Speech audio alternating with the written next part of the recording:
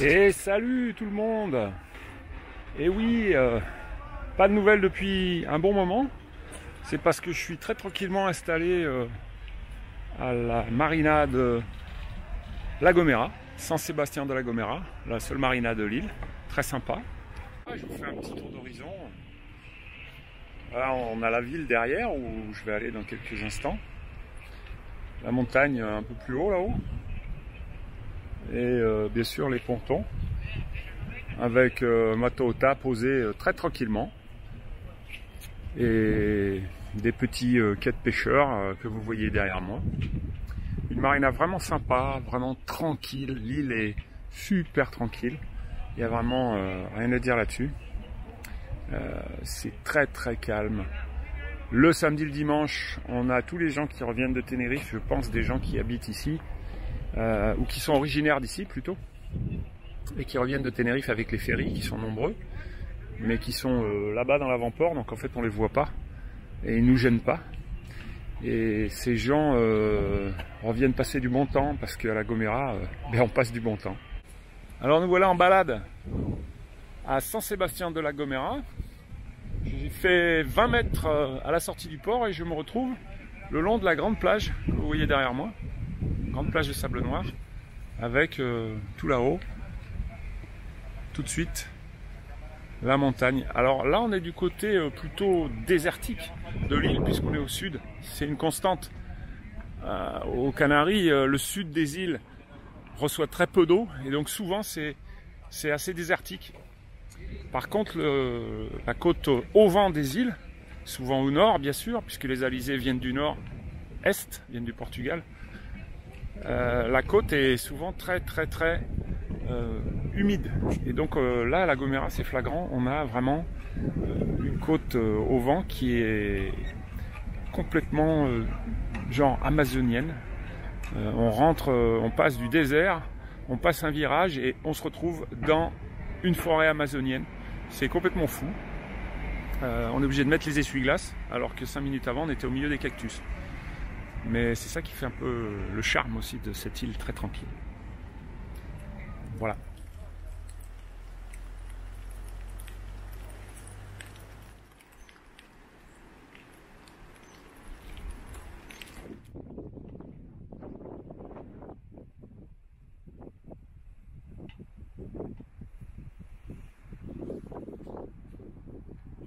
El Hierro au fond et La Palma au fond.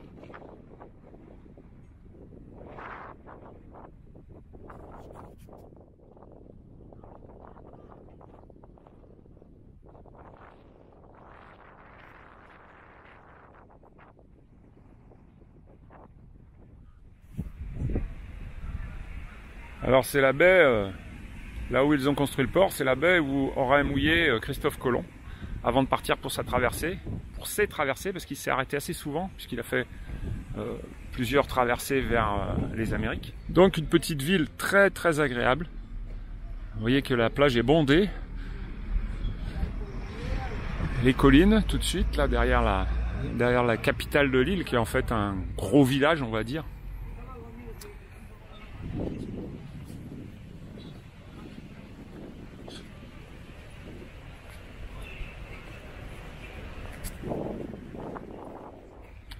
Alors en plein centre de Saint-Sébastien, on trouve un grand parc avec cette espèce de tour donjon, prison, on ne sait pas, qu'ils ont rénové entièrement. Donc voilà, un joli parc avec des jeux pour enfants et tout plein d'arbres, ce qui est pas pour être désagréable parce que ça permet de rester à l'ombre. Pour info, il fait à peu près 25-26 degrés aujourd'hui, 26 degrés. Mais il y a du vent, il y a pas mal d'alizés qui s'est remis en place. Si vous regardez bien, on voit les arbres qui bougent pas mal. Et en fait, c'est très agréable. Même quand on marche un peu soutenu, on transpire à peine. Et oui, c'est le charme des Canaries. Un des bars où on déguste de très bonnes margaritas. Le Cuba Libre. Pas mal de Cubains ici qui sont expatriés Et là on arrive vers la statue donc de Christophe Colomb, avec cette petite maison dont je vous parlais, qui serait la maison où ils auraient creusé un puits pour remplir d'eau, bien sûr, les réserves, avant de traverser pour les Amériques. Une jolie place avec des arbres qui seraient, m'a-t-on dit, des ficus énormes, comme la plupart ici. Très très gros ficus. Voilà. Voilà la vie à La Gomera. Tranquille. Bien sûr à l'heure espagnole, c'est-à-dire que là, ils n'ont pas encore commencé à manger alors qu'il est pas loin de 14 h.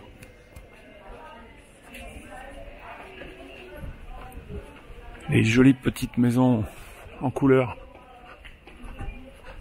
qui sont construites au-dessus du port, sur la petite colline.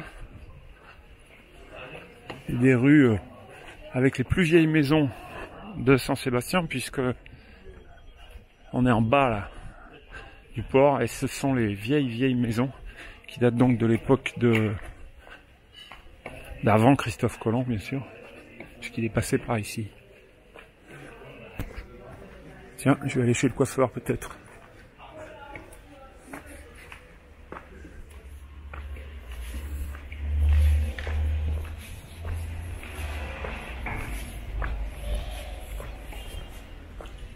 Alors on arrive vers l'église que je vais vous montrer, parce qu'hier je suis passé à 20 h, il y avait une messe, très très pieux, hein, les Espagnols en général, et les Iliens en particulier.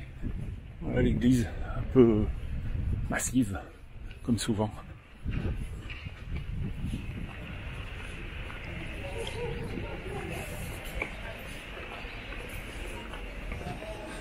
On va se diriger maintenant vers la station de bus qu'on appelle ici les Guagas. Los Guagas de La Gomera. Toujours ces jolis arbres en fleurs, un vrai plaisir pour les yeux et pour l'ombre. Voilà la partie ouest de Saint-Sébastien, un gros rond-point, une station-service, et on arrive à quelque chose qui est assez important dans les îles, c'est cette fameuse station des Guagas, donc la station de bus. Il y a énormément de bus et d'arrêts de bus partout dans les îles, c'est très très bien organisé, ça coûte très peu cher, et c'est vraiment très utile quand on veut se balader.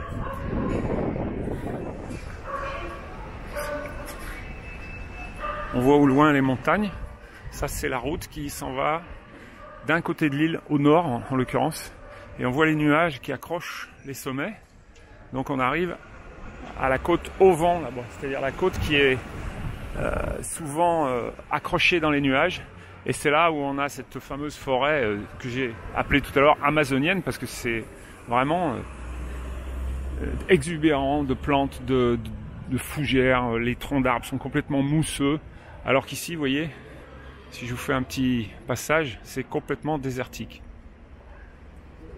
Alors, autre chose de caractéristique aussi, c'est les terrasses qu'on voit un peu là-bas, sur cette colline. Il y en a de partout, des terrasses qui devaient être cultivées dans l'ancien temps. Aujourd'hui, il n'y en a plus une seule de cultivée, sauf dans les propriétés privées, où ils plantent dessus des cocotiers, et où ils arrosent des bananeraies ou des choses comme ça. Mais sinon, ça n'est absolument plus cultivé. Il y a des cultures sous serre qui sont faites dans certains endroits de certaines îles. Culture sous serre intensive. Voilà, j'espère que ce petit tour de Saint-Sébastien de La Gomera vous aura plu. Pour la suite, je pars d'ici 4 jours vers Tenerife. Et oui, je retourne à Tenerife chercher mon matériel de parapente. Je vais être basé à la Marina San Miguel au sud de l'île. Et j'espère voler très bientôt sur les nombreux décollages qu'il y a sur cette île. Il y en a un peu partout sur toutes les îles. C'est vraiment le paradis du parapente un petit peu du delta, mais plus sur Lanzarote le delta. Et les Européens viennent l'hiver ici voler à Tenerife ou sur d'autres îles, comme la Palma en l'occurrence. Même la Gomera ici est un site très connu. Et voilà, donc d'ici quelques temps, eh bien, j'espère vous offrir des vidéos de parapente. Voilà, salut à tous, ciao ciao et à bientôt.